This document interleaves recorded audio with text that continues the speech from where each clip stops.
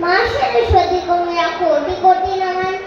आप सभी को मेरा सादर प्रणाम। मैं आन्या ठाकुर राम नाम की महिमा से कुछ पंक्तियाँ प्रस्तुत इस मंच में करने जा रही हूँ। राम के प्रभाव से प्रभा है नदी में और सिंधु में समुद्र दिव्य राशियाँ अनंत है। तृप्ति है बसी हुई सदा के नीर के कणों में, अग्नि में प्रवृत्त नित्य नित्य ही ज्वलंत है। प्राण प्राणियों में गंध पुष्प में समाई हुई एक ही प्रबुद्ध शक्ति के दशों विकल्प हैं। राम से बना हुआ है सृष्टि का हर एक कण, राम में विलीन ये दशों दिगंत हैं। राम राम राम राम राम राम राम बस नाम नहीं सारे संसार का सार सिया राम है। और काया के दरिया का एक धागा आत्मा के सागर में ज्वार सिया राम है।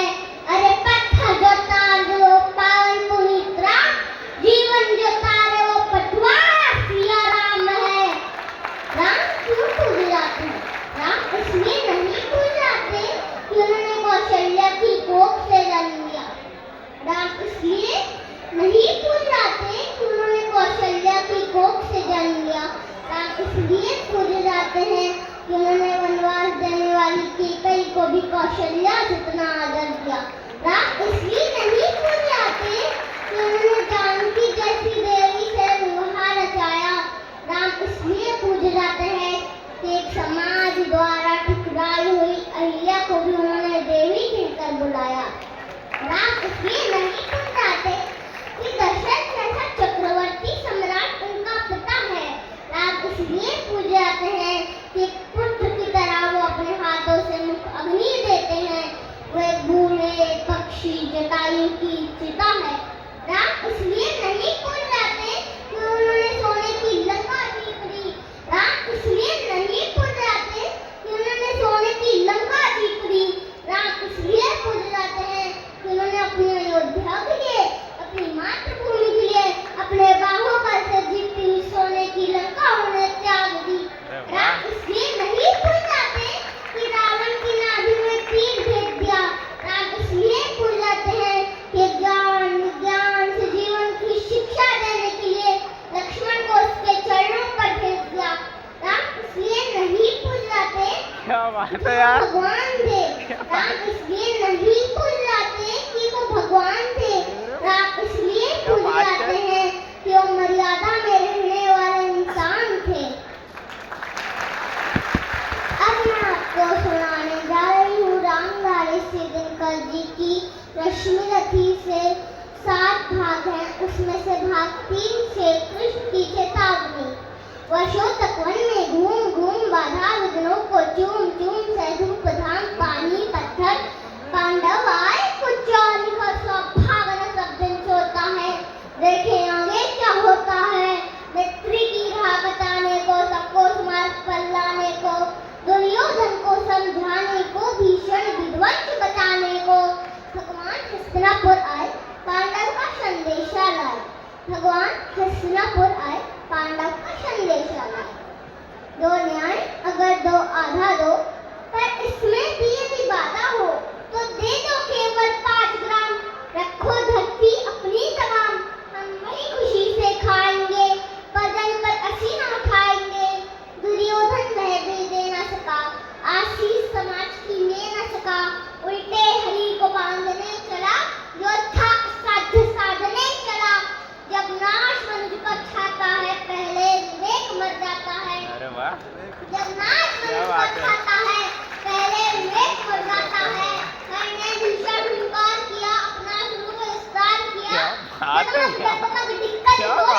भगवान को पे ठोकर बोले, गंजीर बढ़ाकर साध मुझे। हाँ हाँ दुर्योधन बांध मुझे, हाँ हाँ दुर्योधन बांध मुझे। यह देख गगन मुझमें लय है, यह देख पवन मुझमें लय है। मुझमें विलीन ढंका सकल, मुझमें लय है आधा सकल।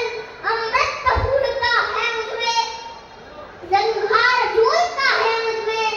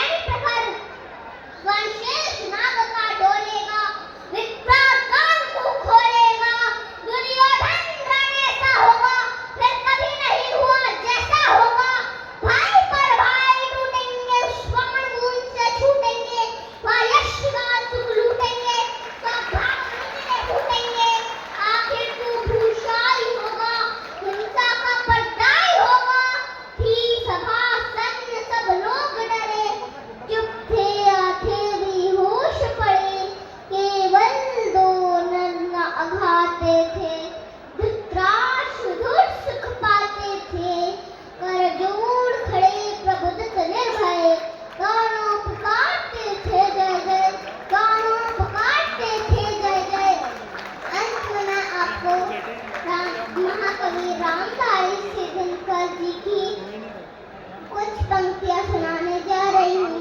जो हमारे कविता सुनाने जा रही हूँ वह का नेता कौन हुआ? जो हमारे प्यारे सांसद श्री बंटी विवेक साहू जी पर सटीक बैठती हैं। अच्छा। जो अपना पूरा समय जिले वासियों पर लगाते हैं। अच्छा। वसुधा का नेता कौन हुआ? भूखंड विजेता कौन हुआ? अतुलित दृश्यता कौन हुआ? नवधर्म प्रणेता कौन हुआ? जिसने न कभी आराम किया, रुदनों पे रहकर नाम किया। जब विघ्न सामने आते हैं सोते से हमें जगाते हैं। मन को मोड़ते हैं पल पल, तन को झंझोड़ते हैं पल पल। सतपथ की ओर लगा कर ही जाते हैं हमें जगा कर ही। वाटिका और वन एक नहीं, आराम और रण एक नहीं।